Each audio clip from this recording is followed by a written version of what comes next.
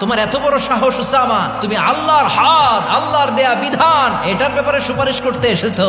তোমরা কি জানো তোমাদের আগে যত কম, যত গোত্র, যত জনপদ ধ্বংস হয়েছে তার কারণ ছিল তাদের মধ্যে গরিবরা অন্যায় করলে তারা বিচার করত, আর ধনীরা অন্যায় করলে তারা মাফ করে দিত। খবরদার!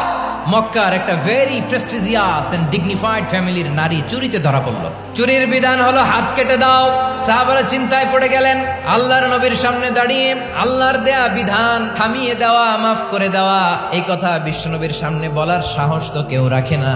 কেউ কেউ বলল, উসামারে পাঠাও। তরুণ সাহাবী বিশ্বনবীর কাছে গেলেন, যে বললেন, এবারের জন্য কি এই মহিলাটারে মাফ করে দিলে হয় না?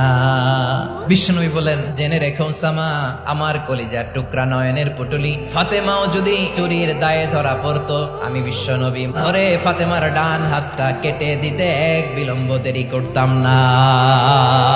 এই ছিল বিষ্ণু ইসা ইসলামের আদালতের নমুনা।